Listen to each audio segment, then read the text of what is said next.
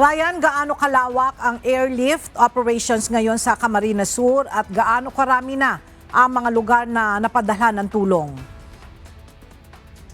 Yes, Ella, magandang tanghali. Sinusuyod ngayon ng airlift operation ng Camarines Sur Province itong mga lugar na mahirap puntahan ng land travel.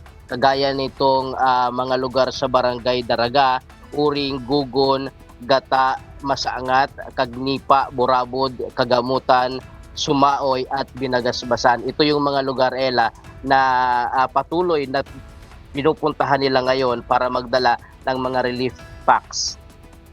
Ella, mahirap maabot ang mga liblib na lugar dahil sa mga nasirang kalsada, kaya naman gumamit na ng Black Hawk helicopter ang pamahalaang panlalawigan ng Camarines Sur, katuwang ang Philippine Army upang makapaghatid agad ng relief goods sa mga apektadong residente. Tuloy-tuloy rin ang relief operations ng DSWD at ng mga lokal na pamahalaan sa mga bayang apektado ng pananalasa ng Bagyong Uwan sa rehiyon. Ayon sa 9th Infantry Division, nag-deployed sila ng higit 800 tauhan kasama ang 115 CAFGU at 252 reservists para tumulong sa rescue at relief operations, pati clearing operations sa buong Bicol Region. Samantala, umabot na sa 7,389 na magsasaka ang apektado ng bagyo sa pananim ng palay, mais at high-value crops. Habang nasa halagang 308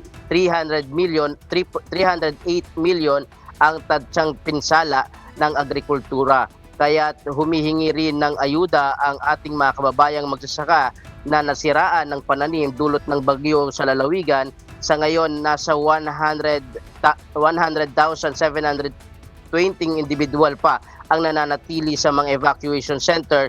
Karamihan ay nasira ang mga bahay at hindi pa makabalik sa kanilang mga lugar. Sa ngayon, Ella, ay tuloy-tuloy yung isinasagawang relief operation sa iba't ibang mga lugar dito sa probinsya ng Camarines Sur at sa taya ng Office of Civil Defense Bicol sa buong Kabikulan sa infrastructure at agriculture ay po umaabot na sa 400 million mahigit ang pinsala nitong si Bagyong Uwan dito sa Bicol Region. At yun muna latest live mula dito sa Camarines Sur. Balik sa iyo, Ella.